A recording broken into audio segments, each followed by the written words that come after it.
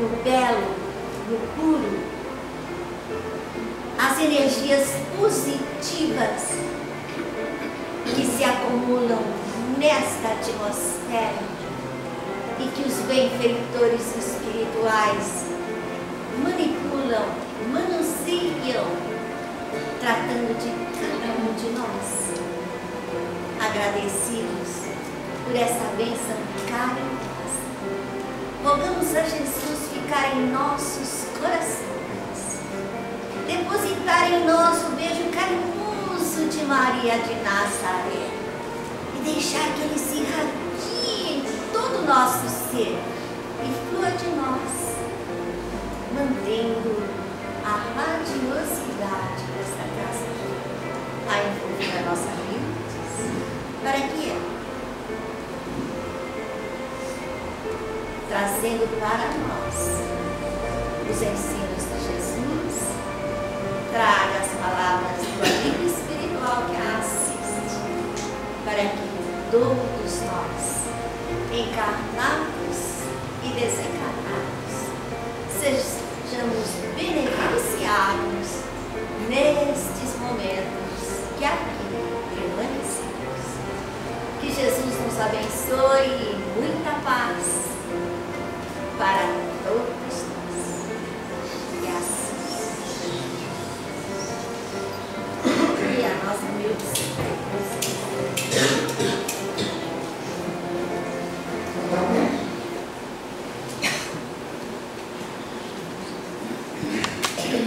emoção. Almas queridas, que Jesus, o médico das nossas almas, possa continuar nos abençoando. Alegria imensa, feita de emoção. Na nossa primeira tarefa, o carinho da espiritualidade amiga, a bondade do Senhor Antônio Segura, tirando o reloginho e mostrando 8h05. O carinho do Senhor Antenor de Assis, me chamando de baianinha, porque ele trouxe alguém para dar notícia para o familiar. É uma emoção que se derrama e que só a doutrina espírita nos possibilita. Doutrina esta que não veio para ser a religião do futuro, mas veio sim para ser o futuro das religiões, porque representa o Consolador prometido por Jesus nos momentos finais, quando ele procurava orientar os discípulos do teste doloroso que todos deveriam aceitar, que era a sua passagem para a vida além da vida.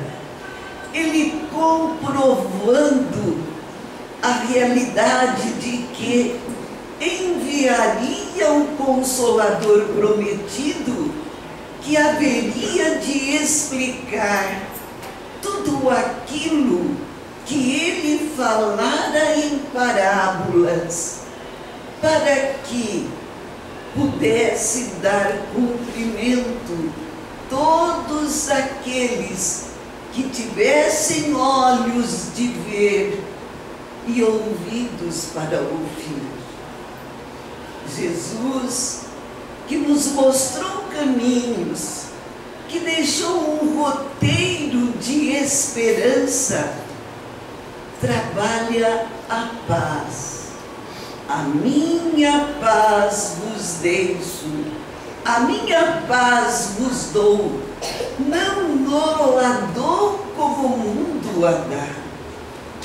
A paz que Jesus deseja não é apenas a ausência de guerra, mas é a paz que nasce do entendimento, o chamado para que a família desperte, porque ela está por um filho.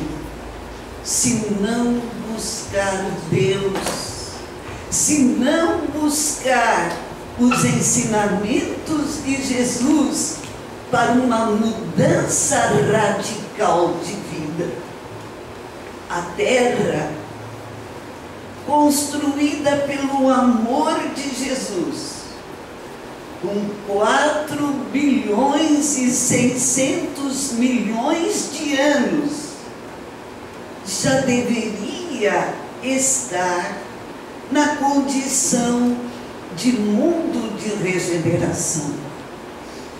Mas, infelizmente, a dor é a forma da criatura despertar.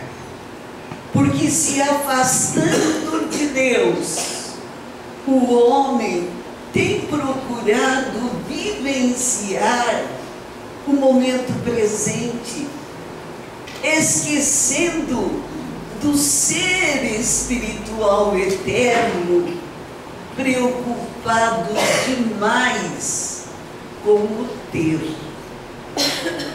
Cada criatura que muitas vezes é chamada à dura realidade pela perda do ente querido, ela se sente como uma nau perdida no oceano das experiências dolorosas.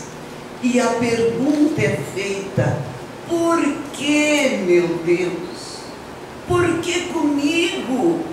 Por que a dor me alcançou de tal forma, levando aquele ser que eu tanto amava? Neste momento, que não há explicação que possa mitigar a dor, somente a ligação com Deus. Somente buscando Jesus para entender a continuidade da vida além da vida. Os nossos queridos não morreram, apenas mudaram para o mundo espiritual. Mas para o coração que se esqueceu de Deus, que passou a vida distraído com as coisas da terra, este momento é assaz doloroso demais.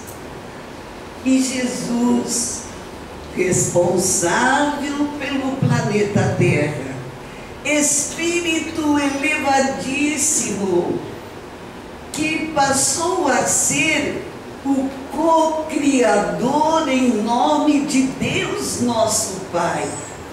Ele preparou o planeta azul para que nós realizássemos aqui a nossa jornada evolutiva. E através nascer, viver, morrer, renascer ainda, cada um de nós está buscando progresso evolutivo. E através das experiências sucessivas, reunindo no grupo familiar afins e os não afins do passado, para que, através dos laços da consanguinidade, a gente possa resgatar os débitos que acumulamos em outras épocas. Muitas vezes, aquele coração rejeitado retorna na condição de filho enfermo. Outras vezes, aquela criaturinha que sofreu as injunções do autoritarismo retorna junto no grupo familiar, trazendo os mesmos recalques do passado, entrando muitas vezes pela rejeição sofrida no campo da dependência das drogas. E o lar, tão esperado, tão sonhado, se transforma repentinamente num verdadeiro covil onde o ódio, o desamor começa a imperar. Porque Jesus não foi convidado para ali instalar a proteção tão necessária, independente do rótulo religioso, mas aquele momento onde a família se une, desligando o aparelho de televisão, pelo menos por 15, 20 minutos na semana, e convidar Jesus para permanecer no grupo familiar. Quando isto acontece, tudo vai se modificando. A calúnia é olvidada, é esquecida no algodão do silêncio. Não mais se comenta negativamente um do outro, aceita-se, porque entende que cada um terá o momento certo para despertar. E o amor começa a nascer. A compreensão vai estabelecer a reaproximação dos entes mais difíceis. Porque há um projeto reencarnatório elaborado antes do reencarne do grupo familiar. E nesse projeto reencarnatório não está lá previsto a mudança de cônjuge, porque todos aqueles que dizem eu não suporto mais, eu tenho direito de ser feliz, pode ir passando de casamento em casamento e não vai encontrar a felicidade. E quantos corações que nos dizem assim, depois do terceiro casamento, hoje eu chego à conclusão que o primeiro, a cruz, era bem mais fácil de carregar. Daí a preocupação da família evitar a desestruturação, porque todos estão envolvidos e vieram para prosseguir no mesmo barco. Mas a partir do momento em que se convida Jesus para ser o timoneiro do barquinho da nossa vida, tudo se transforma. Um passa a entender as limitações do outro. Ninguém vai apontar o defeito do outro, porque vai descobrir que também tem defeitos maiores. E aí, meus irmãos, a parentela corporal necessária para levar adiante a convivência no programa traçado na espiritualidade, ela vai encontrar os assessores da espiritualidade maior, que chegarão como mensageiros de Jesus. Cada um de nós tem o seu anjo guardião, encaminhando-nos desde o nosso nascimento para colocarmos em prática as nossas escolhas. Só que eles respeitam as nossas decisões. Nenhuma ovelhinha do rebanho de Jesus estará desamparada. E quando a família consegue se unir, a enfermidade é aceita como alerta, como chamamento, como união do grupo familiar para dar apoio à criaturinha que está passando pela prova. E quando o amor norteia, este amor faz a diferença no grupo familiar. Por quê?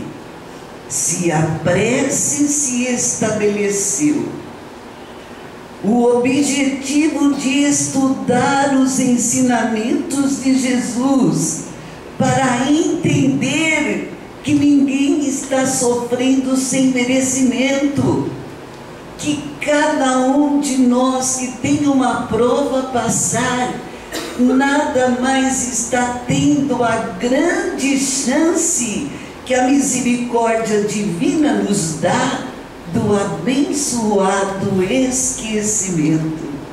Porque se nós lembrássemos do que fizemos anteriormente, nós não conseguiríamos olhar para a criatura que está caminhando ao nosso lado. De tão grave que são os equívocos do passado e que nós estamos tentando resgatar, ressarcir agora da atual reencarnação. Cada um de nós tem o cônjuge, o marido ou a esposa, que nós temos necessidade de aceitar e caminhar junto. Não adianta dizer, olha, eu vou até o fim, porque eu não quero voltar de novo com ele. Não adianta pensar assim. Nós temos que sublimar o relacionamento numa aceitação que nos leve a entender que aquela criatura que está ao nosso lado é um espírito eterno, compromissado conosco e nós com ele, para que juntos possamos nos harmonizar e encontrar a paz interior. Aquela paz que é nascida da consciência tranquila e do dever cumprido. Quando a família consegue marcar um encontro com Jesus, tudo se transforma. O amor do Cristo nos constrange. Está em Paulo, na Epístola aos Coríntios, capítulo 5. O amor do Cristo transforma completamente a criatura. Tudo é diferente, porque o olhar é do ponto de vista espiritual. A aquilo que nos causava grande alegria é como se fosse um ídolo quebrado. Lá está, em fonte viva, trazido pelo nosso querido Chico e o nosso Emmanuel. Quando o amor do Cristo nos constrange, tudo é alegria interior. É uma alegria diferente daquela que se encontra nas festas, nos passeios, nas viagens da terra. Há uma alimentação vibratória onde cada criatura vê nas dificuldades de cada dia, no teste de aferição da nossa fé, uma oportunidade bendita de testemunhar o aprendizado adquirido nos ensinamentos dele. A luz do Mestre passa a nortear caminhos. Já não se faz tanta atenção, não se tem tanta atenção para as coisas perecíveis da terra. Aprende-se a aceitar resignadamente aquilo que não se pode mudar. E o lar passa a ser uma oficina de trabalho, onde Jesus manda mensageiros se reunirem ali para servir de pronto socorro espiritual, irradiando luz para toda a adjacência. O entendimento passa a imperar. Não há mais gente emburrada, não há cara feia, ninguém vai dormir de costa virada para o cônjuge. Sabe por quê? Porque compreende que no outro dia um dos dois pode ter partido para a vida além da vida. E já imaginou se alguém parte magoado? É algo para a gente pensar. E quando a prece é um meio de ligação com Deus, não precisa ser prece decorada, repetição, mas é o coração se ligando com Jesus. E o Mestre vem e ele chega. Muitas vezes fala, mas será, com tantos bilhões de encarnados, será que Jesus vai fazer questão da gente? Faz, meus irmãos. E o amor de Jesus nos constrange a passar neste amor para aquele que caminha ao nosso lado. E este cristão com Cristo, não importa o rótulo religioso, ele passa a ser uma pessoa fácil de contentar, mas difícil de se alegrar, porque diante de tantas dores se sente incomodado se estiver de braços cruzados. Do lar ele parte para a comunidade em que está inserido, tentando fazer também uma oficina de trabalho, onde Jesus é convidado a laborar juntamente com as mãos que são ofertadas a ele. Quando a criatura desperta para as suas responsabilidades, ela vai descobrir que o pensamento é o fermento espiritual.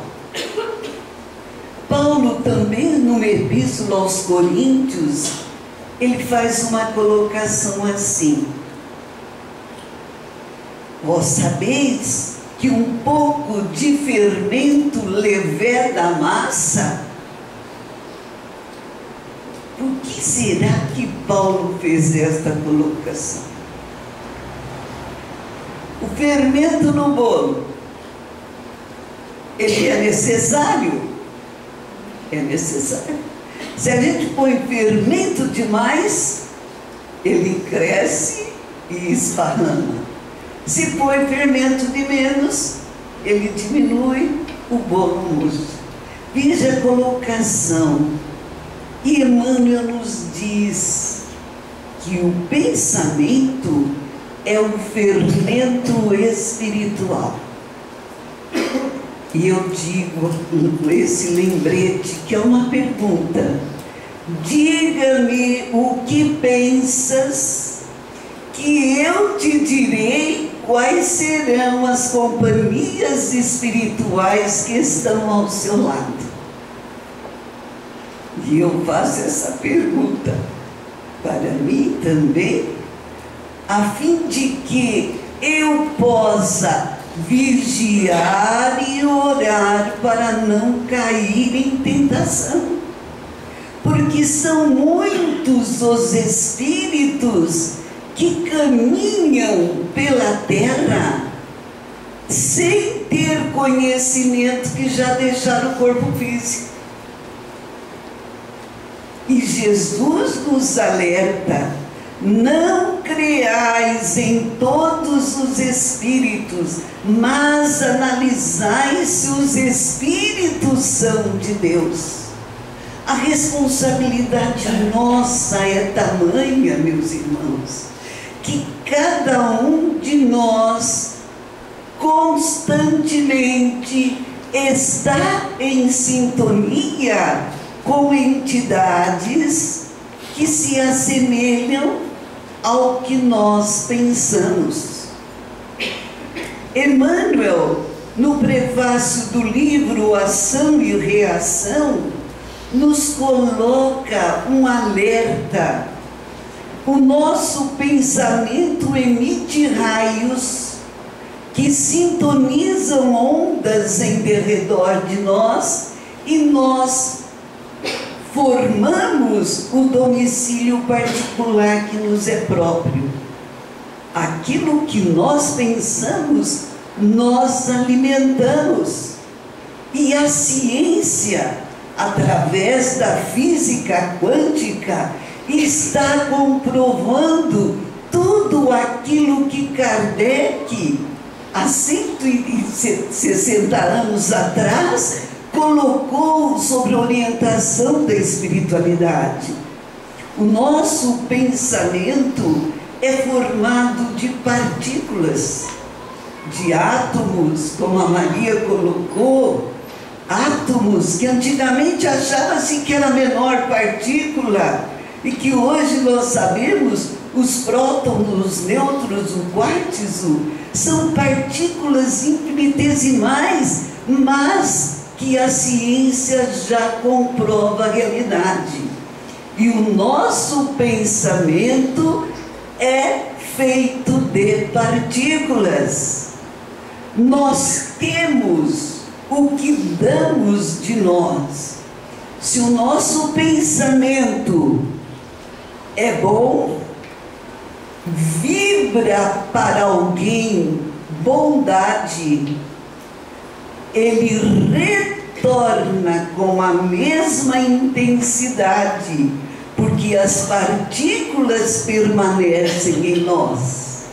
Agora imaginemos, se nós pensamos no mal, se nós comentamos da vida alheia, se nós desejamos insucesso para as outras criaturas, para quem que nós estamos desejando? Para a gente mesmo.